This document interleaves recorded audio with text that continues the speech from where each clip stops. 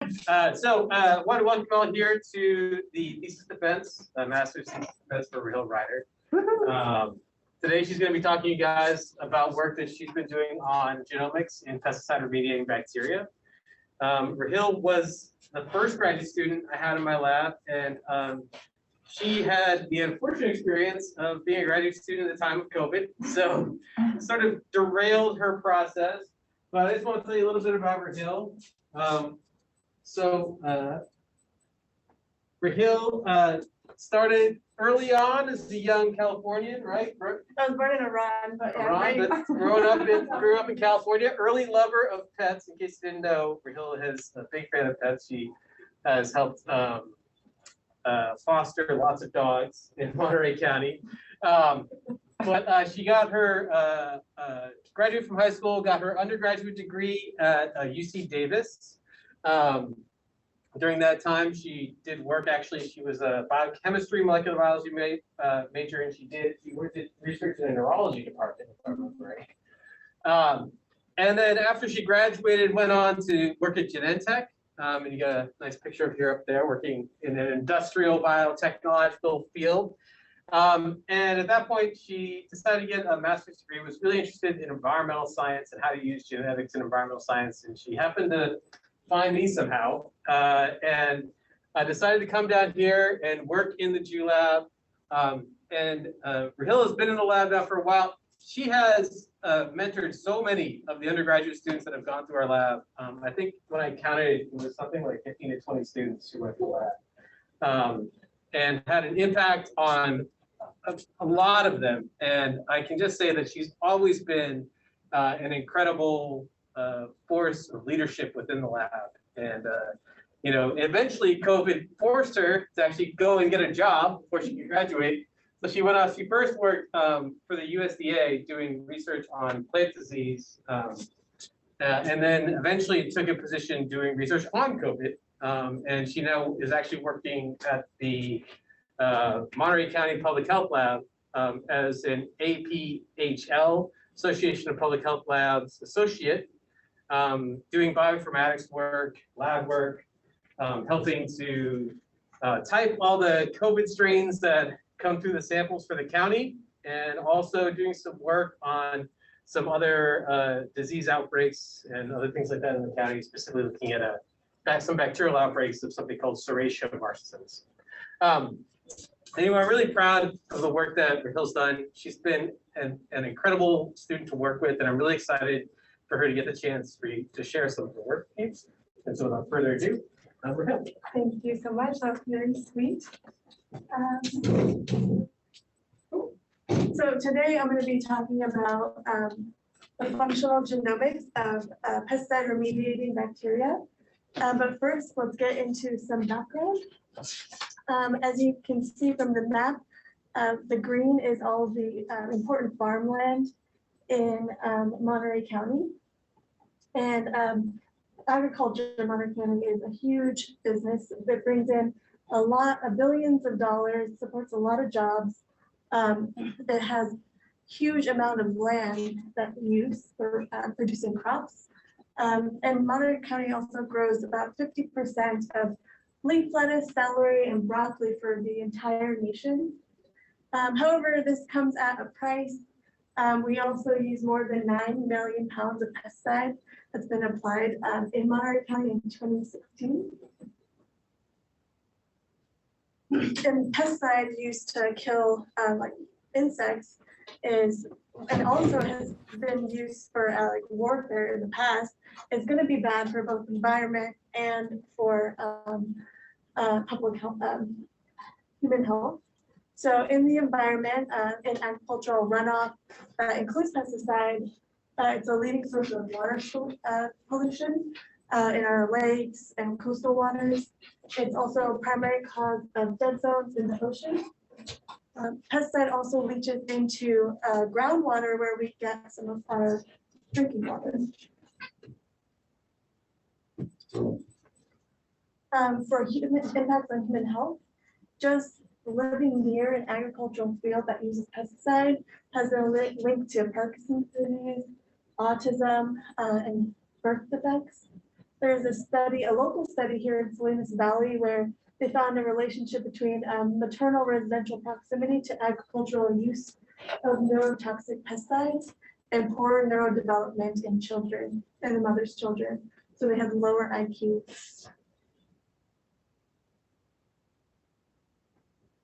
The focus of this topic is going to be the pesticide imidacloprid.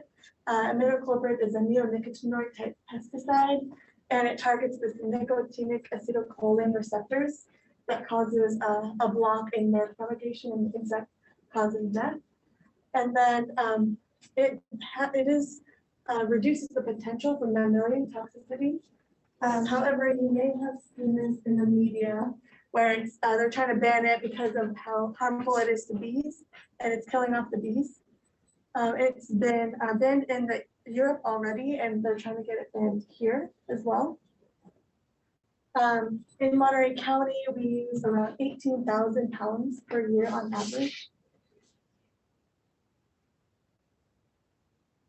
So what can we do about this pesticide use, not use, but pesticide that's already in our environment? There is this company called Landguard. It's a company based in Australia that sells enzymes that rapidly treats pesticide in the environment. It can reduce the pesticide organophosphate in this wastewater by 90% in 10 minutes. It's already being distributed in California and in the UK. Something interesting to note is that it was improved by enzyme engineering. So what are we doing locally in our own backyard to help with cleaning up our environment? Back in 2009, this malaria treatment wetland was constructed, located in Castroville. It was designed by CCMB, Moss Landing Marine Lab, and the Monterey Resource Conservation District. As the water goes through this channel, it can reduce pollutants. And they found that 32 to 67% of one type of pesticide was reduced over a 4-day residence period. One of the reasons that they found that could be the reason why what was causing this degradation was biodegradation capabilities of microbes.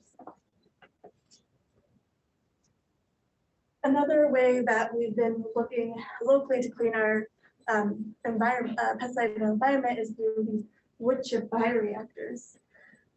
How those work is they are a trench that's filled with wood chips, and they're placed in an ag field nearby all these ag fields. And it's designed for the water from the ag field to run through these wood chips and then out back into the water source.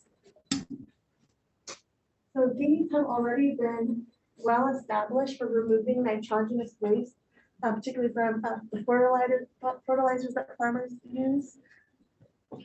But what about pesticide removal? So at CCMB, have conducted 2 studies involving wood chip bioreactors and trying to establish them for pesticide removal. The first test that was done was from Dr. Hoffa's lab at CCMB. They developed this 4-channel bioreactor, pictured there, and they included these bacteria that metabolizes pesticide. So they went out into Salinas, California, and they got the bacteria and grew it on a media where the only thing that they were able to eat is pesticide. So if they grew, that means they can remediate pesticide, or they can eat this pesticide. And then I just folded the imidacloprid 9 because that's the focus of our study. And then they found on average that there was a 48% reduction of imidacloprid concentrations after 120 minutes in this wood chip bioreactor. The second study here by CCMB is this wood chip bioreactor that was placed out in the field. This was designed by, constructed by John Silvis. And how this works is the picture at the top is the pump that's used to bring the ag water from the ditch next to it into the wood chips. and it goes through the wood chips and dumps it back into that ditch. So what we did was we got that bacteria that was collected from the previous study, and we added it to these wood chips. And we tested the wood chip bioreactor to see if it was remediating, or if the pesticide was being reduced over time. And we found that it was being reduced, and it was helping remove some of the, especially imidacloprid pesticide. So where I come into play is we want to know more about this bacteria. How is it bioremediating the pesticide? And maybe once we know more about it, we can improve upon the process of bioremediation. And to do this, what we were looking at is through whole genome sequencing. We want to know all the genetic components of these bacteria. So I'm going to give a few examples of why this might be important to know the genetic elements of these bacteria. One example is phenol degrading E. coli. It increases degradation by adding these biofloc formation genes. Gong et al. Gene edited 4 pesticide degrading genes into one bacteria, and that one bacteria was able to degrade 3 different types of pesticide. And again, that company in Australia, Ryder, who engineered these enzymes that help efficiently remove pesticide in wastewater. What do we already know about imidacloprid bioremediation by bacteria? So one thing is that metabolites can be more toxic than the imidacloprid itself. Enzymes that may be responsible that I found in the literature are listed here. So these will be the enzymes that I'm going to go and see if they're in my genome. And then there isn't a whole lot of whole genome sequenced imidacloprid degrading bacteria, but I did find 2 so far.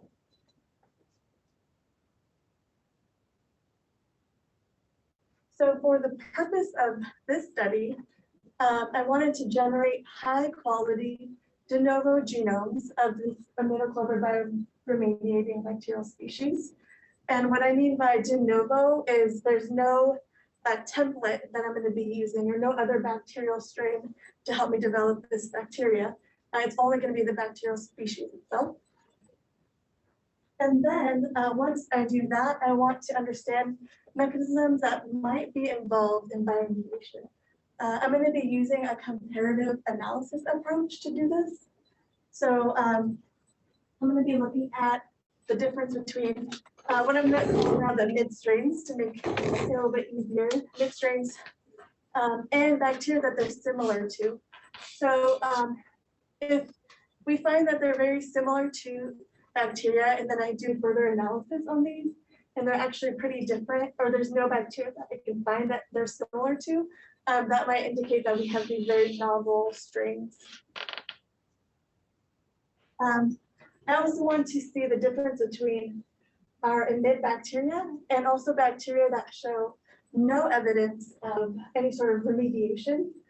So this would kind of give us an idea of genes that might be important for degradation and help us like pinpoint what to look at, further analyze. Through those comparisons and from the literature, so those 3 enzymes that we already kind of know might be involved, we can identify, or can we identify enzymes that are involved in imidacloprid remediation? This is my workflow that I'll be using. And then I'll be going into detail for each one. Also be going back and forth between the methods and the results. So let's start off with the wet lab portion of the project. To be able to sequence the genome, first I need to grow the bacteria, get its DNA, and use a sequencer to get the DNA pieces basically on a computer and analyze it further. And to do that, I used the imidacloprid strain bacteria from the bioreactor projects, and that was collected by the Hopper lab. I grew these bacteria. I got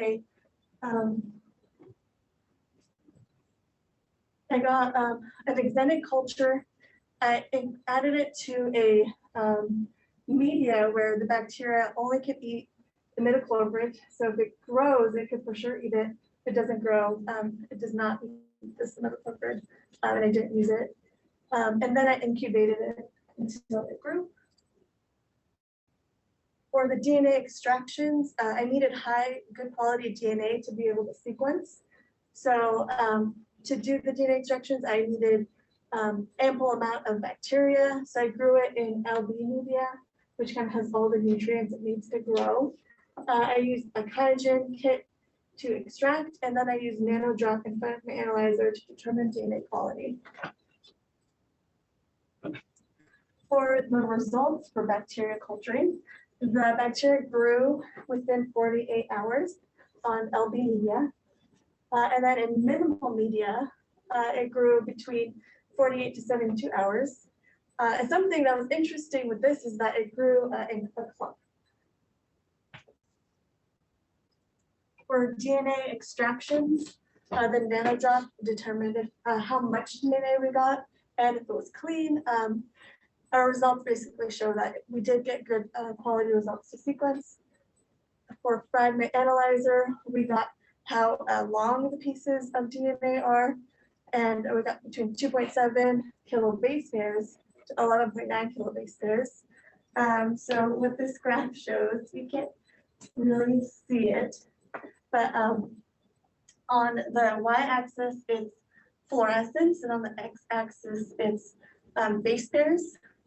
And there's a nice peak at 3,000. So for a mid-9, we have about 3,000 base pairs.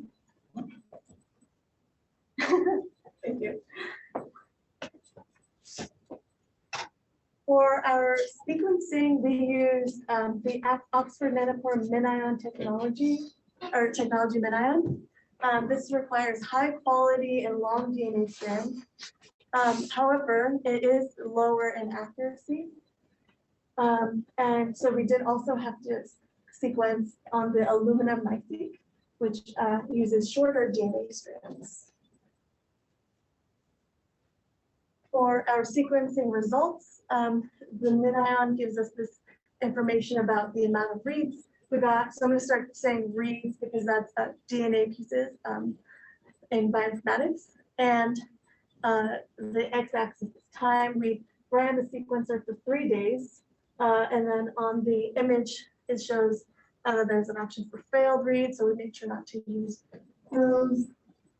And it gives us linked information of our little pieces of DNA. We have on average about 3,000 base pairs long reads, but we do even have like even longer where it goes up to 17,000 base pairs. And we got a lot of data from the MinION. So we have 830 megabytes on average. So a lot of good sequencing information. For the Illumina, we got average read quality score was 86.9%. And then for the megabytes, the amount of information we got from the Illumina was about 40 megabytes, which wasn't a lot, but it was enough to get us good quality sequencing. Especially since we had the MinION results that we had so much information. Okay, so now we have our DNA pieces and we want to assemble. So we want to create this whole genome. And how we're going to do that is through programs like bioinformatic programs that will overlap these pieces of DNA or reads into bigger and bigger pieces. So first will be called a contig. And once it creates contig, those pieces will overlap. And eventually we'll get this whole genome or scaffold as well. So an analogy I like to use for this is kind of like having a we're making this bacterial instruction manual, and we're using ripped up pieces of paper to glue these to make this book.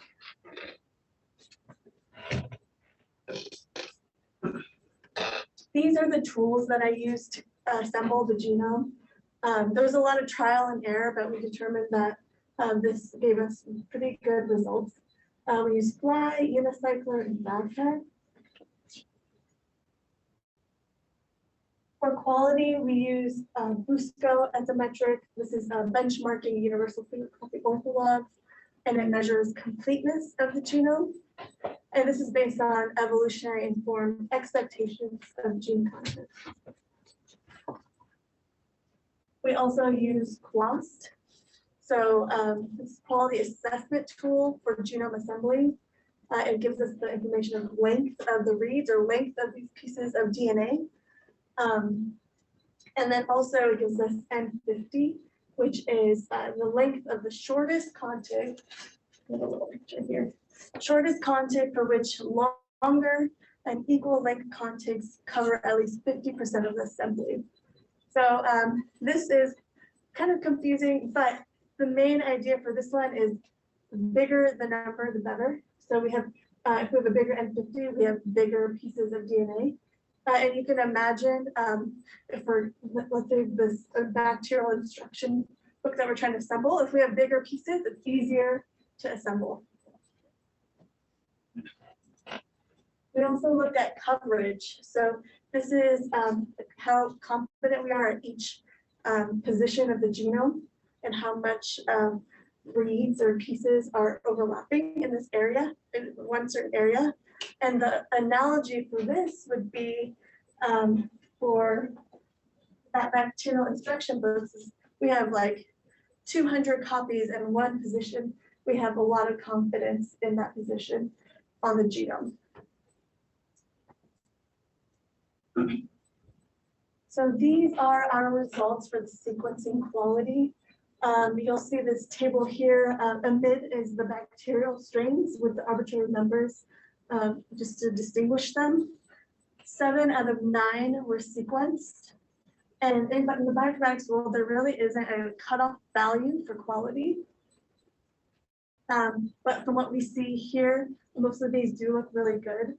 Busco, that measures completeness, we have more than 93%. Just jumping into the N50 and length, we can see that most of our pieces of DNA are very long, that almost as long as the full length of the genome. So like imid 1W is 2.8 million, and then the whole genome is 3.5 million. And then the coverage, we also have a large amount of coverage. The lowest one we have is 87, which is still pretty good, a lot of confidence in our genome. The only one that is a little bit low is amid 8. We have first a lot of pieces to it. There's 96 number of contigs or like pieces of DNA. And then we have our N50 is a lot lower than the rest of them. So we'll see if this will be good later on. So now we have our whole genome. And let's say it's like this bacterial instruction manual. Right now, what we have is just a bunch of DNA. We don't really know what this means. So we're going to put our genome through something like a Google Translate to be able to understand what we have. This is called annotation or annotating our genome. So what we use for annotation, first I use Diamond to look at the 16S rRNA gene. 16S rRNA gene is highly conserved and gives us an idea of the species that our bacteria might identify as. GeneMark S, it predicts where genes and proteins are on the genome. So I might be using genes and proteins and enzymes kind of like interchangeably, but just so you guys know, genes just code for proteins. So for Omics Blast, this is a program that has a lot of tools. The main tools that we use are BLAST, and that identifies an unknown to known database. And so it also gives us these gene ontology terms, and it kind of attaches the label to the genes that we have. So for example, if we're using this book analogy, let's say we have a book about zombies, the gene ontology terms would be horror or brain eating. And so the reason why I bring this up is because we're going to be using this a lot.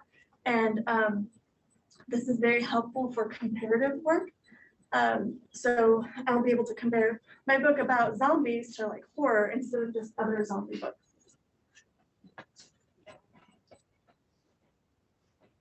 For the annotation results, it looks like we have some very similar between our mids. We've got a lot of similar species. Our mid 1s and our mid 5 and 9 are microbacterium. Our mid 2 and mid 6 are Paedoarthobacter, and those are 99% have 99% identity. In mid 8, the Pseudoarthobacter only has 97% identity. Again, this might be due to the lower quality genome. G1S predicted more than 3,500 genes. And Omicplex, we got a lot of information from the BLAST hits. So more than 96% of our genes had something in the database that aligned to what we have. And for the genre label that we get from gene ontology terms, we got about 81 to 82% labeled to our genes. So now we have our book and it's translated. So we have the genome information. And now when I go back into my intro, where I identified if those enzymes of interest are present in our gene or not. So, and it looked like 1 out of the 3 was present. So the cytochrome P450. For the mid 1, there was 1 copy. For mid 2, 6, and 8, there's 2 copies. But for mid 5 and 9, there were no copies. And then now I'll be starting the comparative analysis portion of the project. So I'm going to be comparing the mid bacteria to a bacteria that's very similar, and a bacteria that has no evidence of remediation capabilities. And I also want to compare that cytochrome 450. These are the ones that what I will be comparing to. The one that's similar, I'm going to be calling a reference. And then for, and this is all based on that 16S rRNA data. So first let's dive into the cytochrome P450. The way that I decided to compare this gene, so right now we're just doing the 1 gene comparison of cytochrome P450, this interesting gene. We did that through a phylogenetic tree, and that would give us some like insight to evolutionary information of this gene. What I compared the gene with are genes from other remediating bacteria. For this two from this Hymenobacter that remediates imidacloprid. There's 18 from this R. ruber that degrades different type of pesticide, but it's still a neonicotinoid. And then there's 12 copies in this strain that degrades just a different type of pesticide. And as an outgroup, I use human and fruit fly cytochrome P450 that's also degrades, has evidence of degrading imidacloprid. These are the tools that I use to create this phylogenetic tree. So this is the tree, and how to look at this, you want to read it from left to right.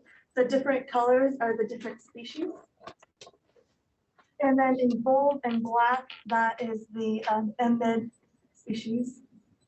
the big takeaway from this is that, our bacteria isn't complete, the genome isn't completely different. So it is, looks like this Hymenobacter, which degrades imidacloprid, is ancestral to all of the genes.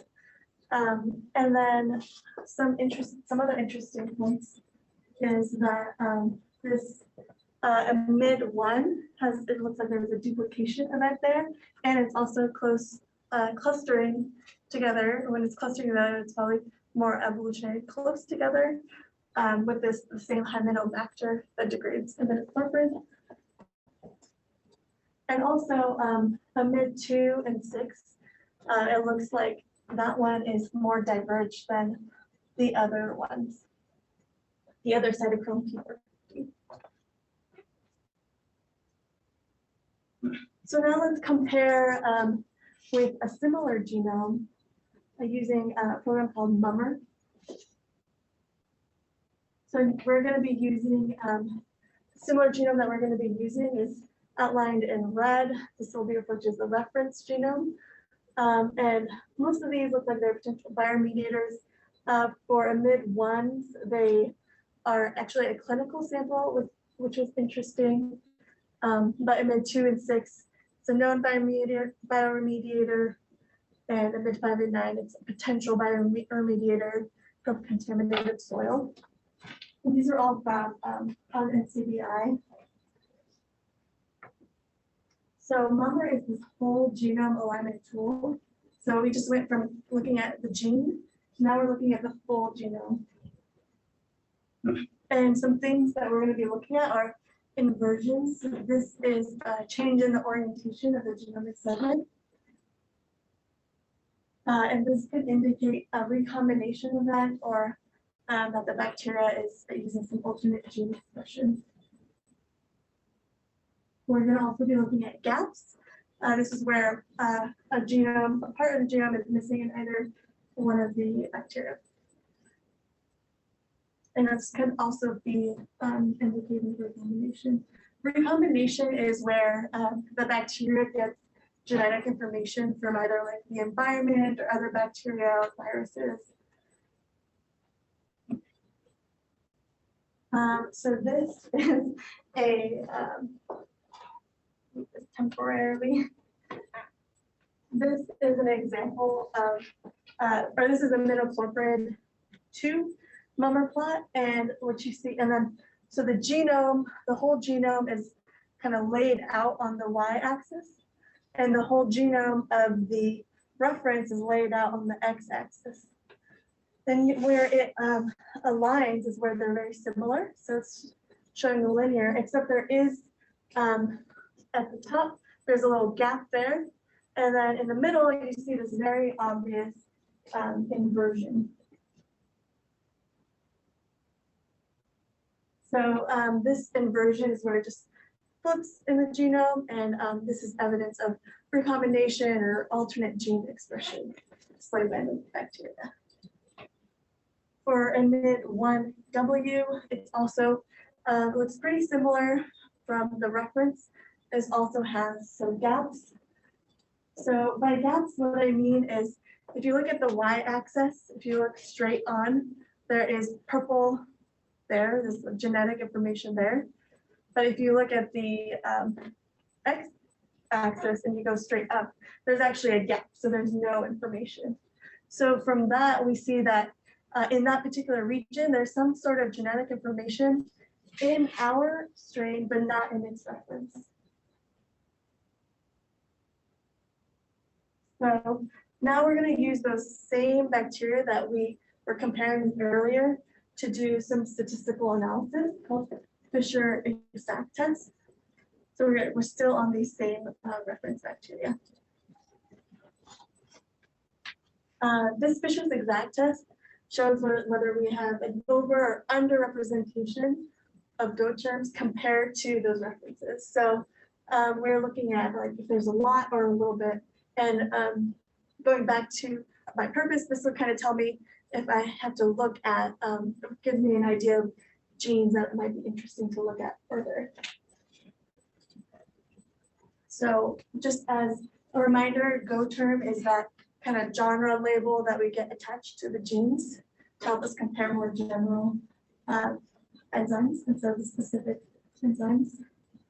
This is a two-tailed statistical analysis that was provided by Omics Box, and it uses FDR's false discovery rate to determine significance. Basically, this is kind of like bootstrap values where it repeats the test and shifts the significance threshold so that we don't get too many false positives or too many genes that look interesting but actually aren't. So comparing it to the similar bacteria, we found that there was an underrepresentation in just the amid ones for integral and intrinsic component of membrane. And this might be due to the fact that this reference bacteria was a clinical strain versus the other ones were potential bioremediators. Because there's no other significant difference.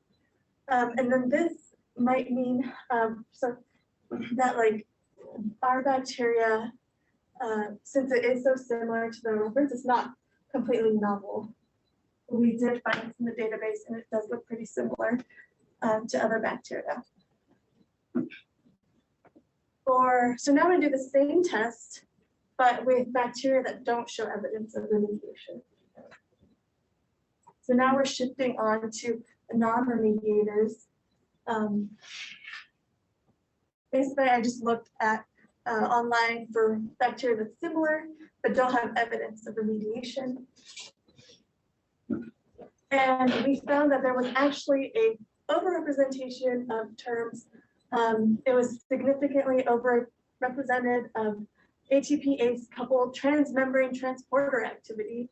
And the FDR value was pretty low, which is pretty significant. And although image 2 and image 6 didn't have significance, it did have still an overrepresentation. Looking into this a little bit more, this Go term has a lot of the ATP binding cassette system transporters. And this was kind of like the smoking gun of this study. I was like, okay, found something. So I started looking into this and seeing what's out in the literature. And I found that this was an enzyme that's overexpressed in this imidacloprid resistant Colorado potato beetle. And in addition to this enzyme being expressed, the cytochrome P450 was also expressed.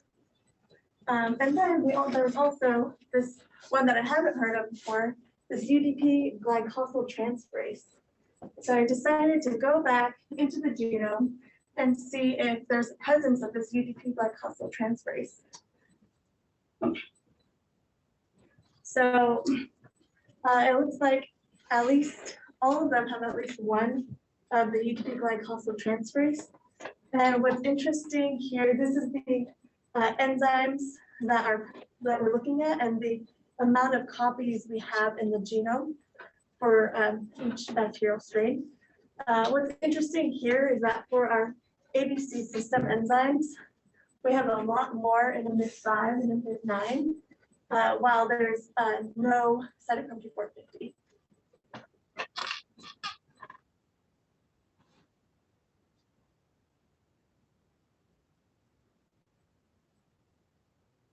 So now we're going to move on to these Circos plots, which is kind of like helps us look at this genomic structure, putting it all together.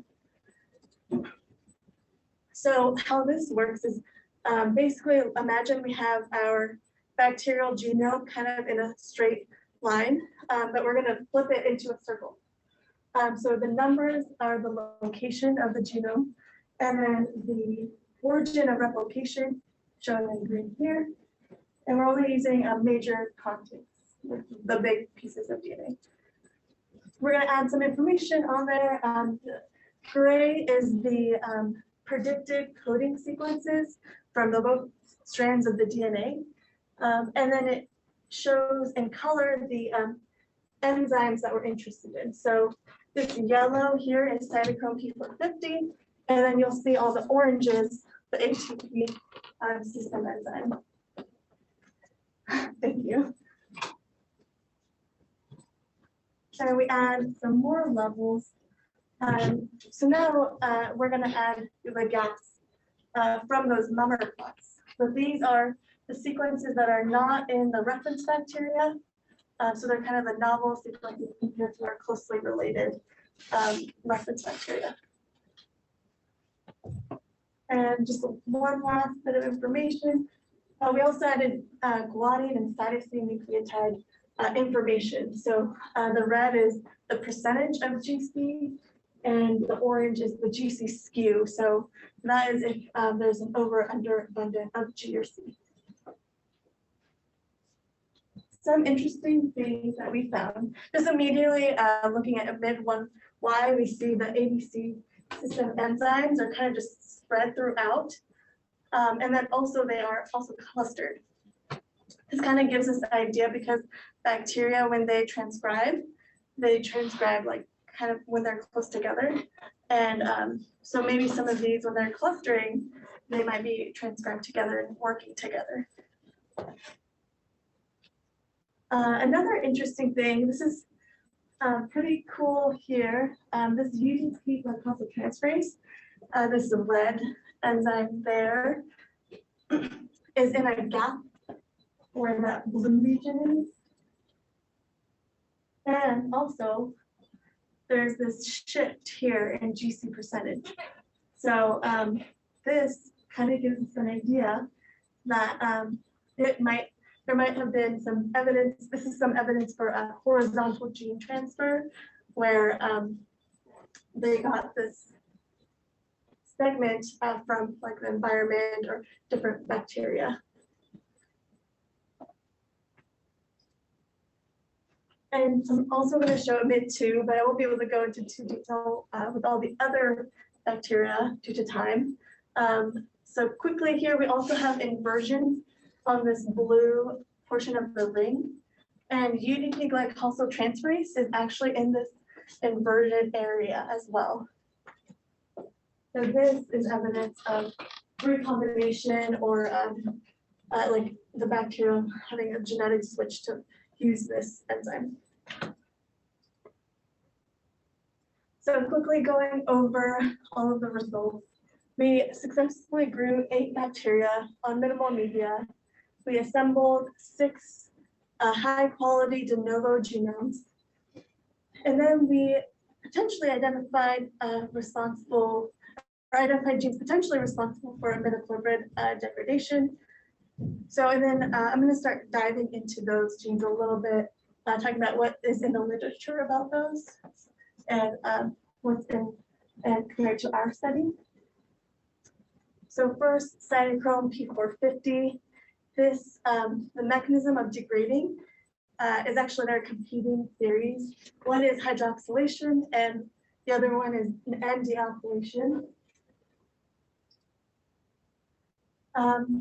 One of the interesting things in the literature is this light rot fungus where it has several copies of cytochrome P450 and it degrades several types of this neonicotinoid pesticide.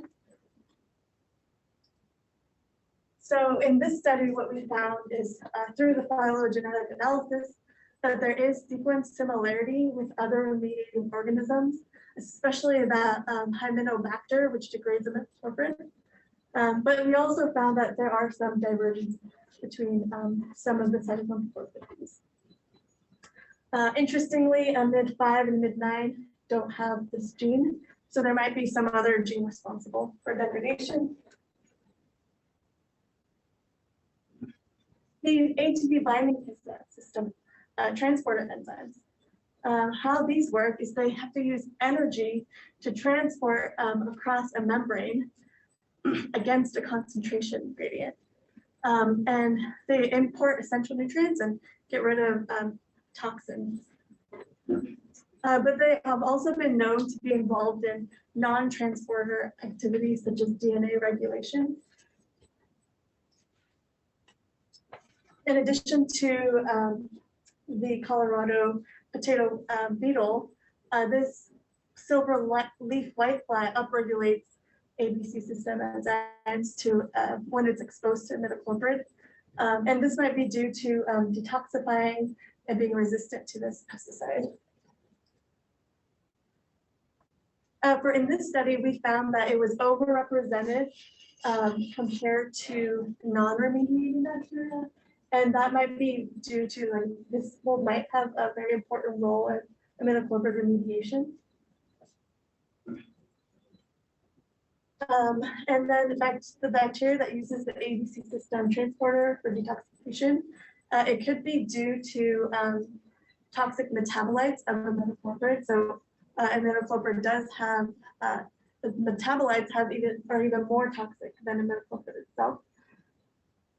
Another thing that's interesting is that because imid-5 and imid-9 don't have cytochrome P450 and ATP, ABC has a lot more. So maybe these helps imid-5 kind of help with degrading since it doesn't have this key enzyme. For UDP glycosyltransferase, it catalyzes the conjugation of sugar molecules to various substrates and has been important for drug metabolism.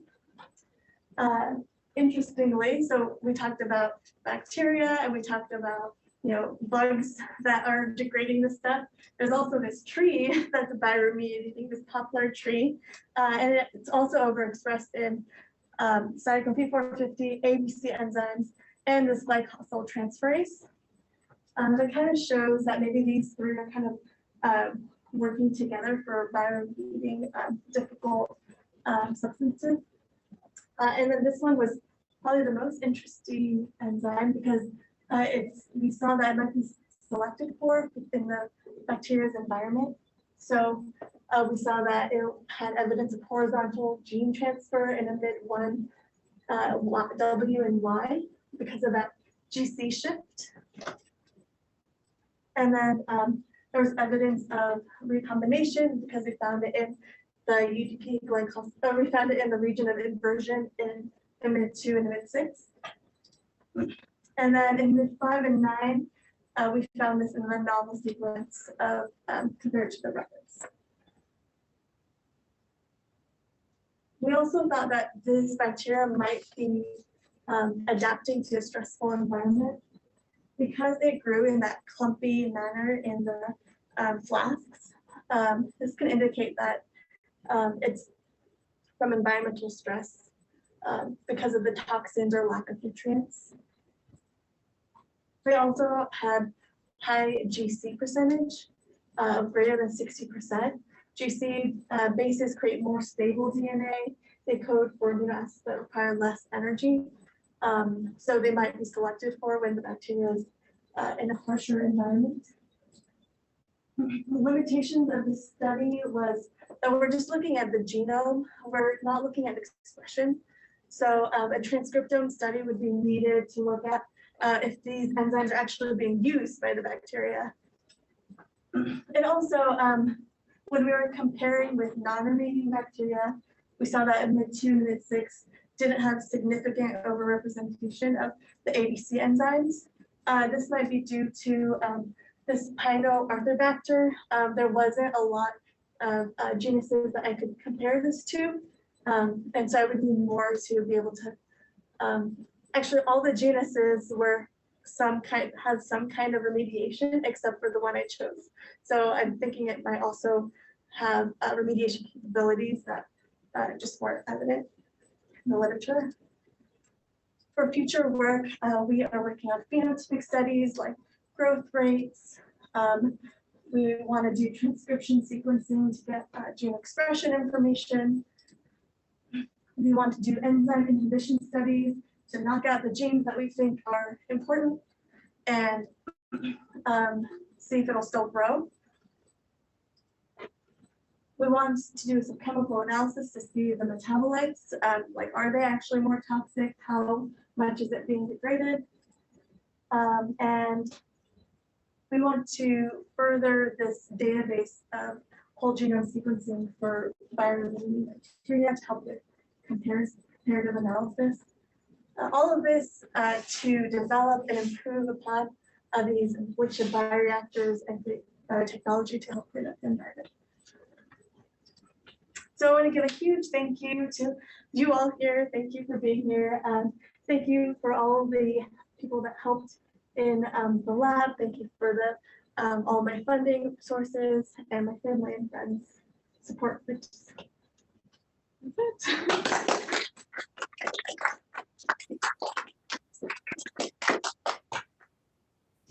We definitely have some time for questions. We'll take questions from the room first, and then we'll go online and take some from the folks on Zoom. So, any questions from anybody in the room? I got two, but I'll just do one now. From memory, when Dr. Hupper's lab was kind of identifying these bacteria, they were basically evolving on the spot. They were taking some kind of generic nothingness and culturing and culturing and culturing within the pesticide, and it was evolving on the spot to be this thing that was resistant to the pesticides.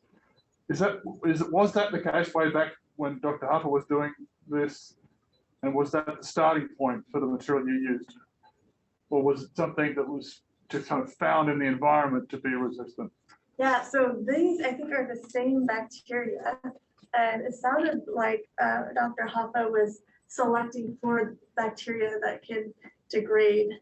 So basically, they grew a bunch of bacteria with this minimal media, and if it didn't grow, that means it couldn't degrade the pesticide in the lab. So sometimes the bacteria, they work together to degrade it, and we weren't able to get some of those bacterial strains to work, but we did find, or the Hoppa lab found the 9 for imidacloprid that was able to degrade. So I think it's naturally in the environment this way. But yeah, I don't, maybe it could have been also selected like while we were growing too. Okay, thanks. I got the second one. So, right, I mean, this is just mind-blowingly awesome. I don't understand most of this, but you explained it in a way where I felt like I kind of understood what was going on. So, just kudos for the complexity and the ability to explain it all to us. Right at the end there was the bit where you had like sort of some future workers to sort of make biotechnology better. For a layperson like myself, what does that kind of mean? Is it like using what we know about how these organisms are constructed to create organisms that do it, at our beck and call, so to speak? Yeah, so kind of like the Vanguard. Well, I mean, this probably wouldn't be what I would do, but if a company like Vanguard is interested in the bacteria, maybe they could develop these, and if it is these enzymes that can develop this, and then we also saw the examples in the beginning where they looked at improving the bacteria to degrade.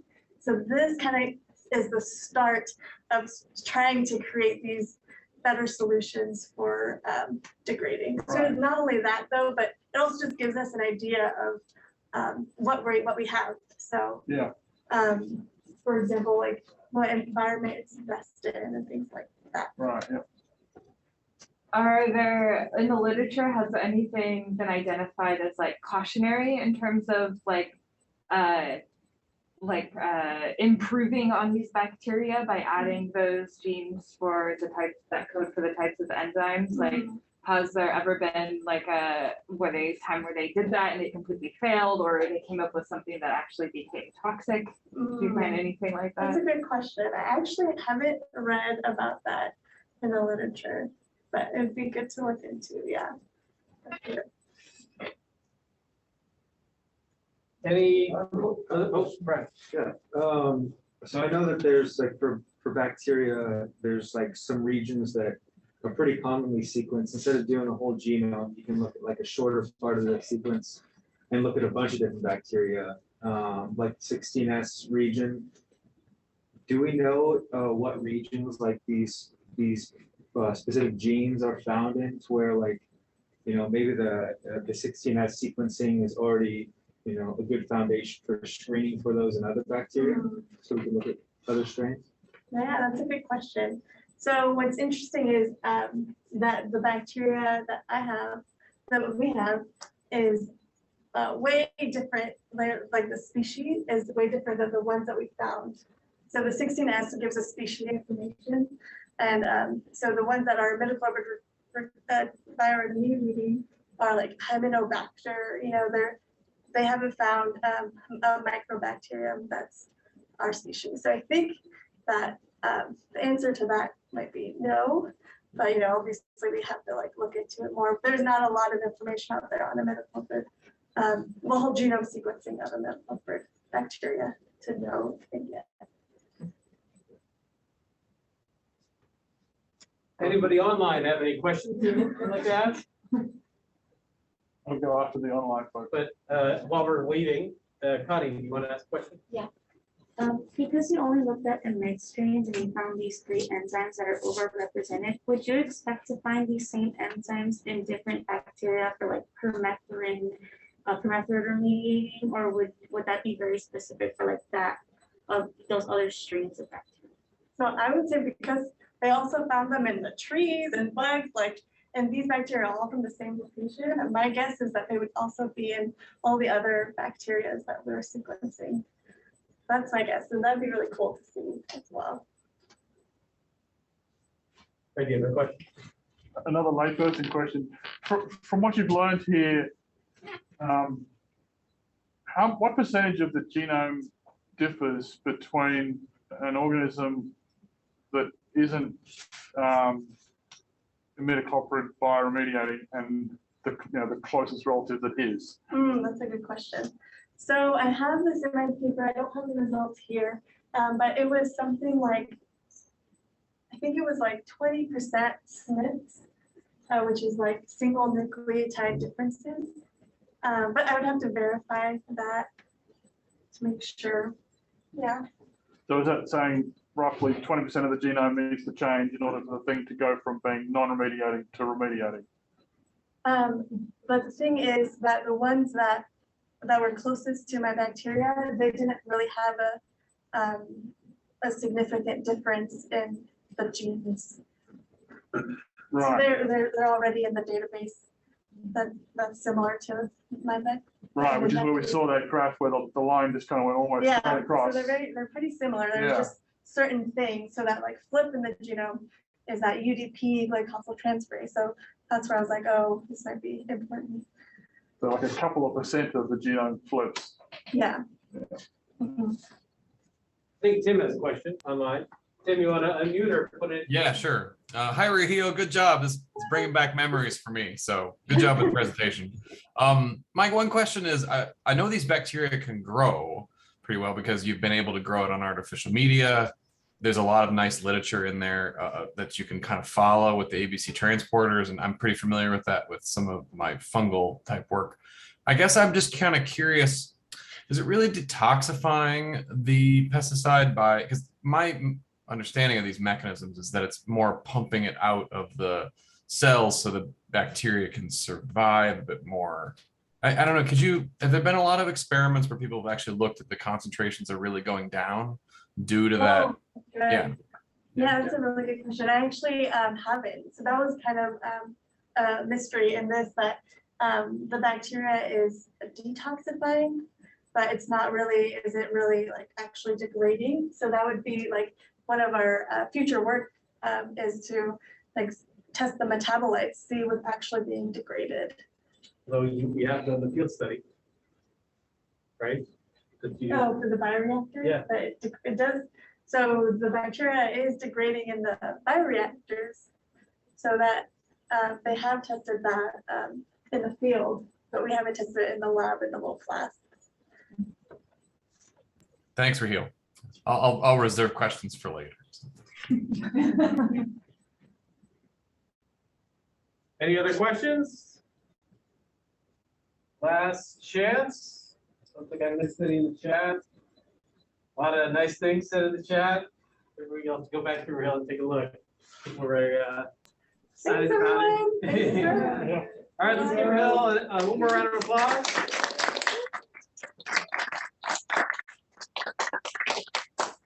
you very much everyone for coming out. Pandemic and everything. We appreciate you guys being here. Thank you to everybody online for coming. So at this point, we're gonna take a break. The committee will come together and then we'll meet with Rahil after.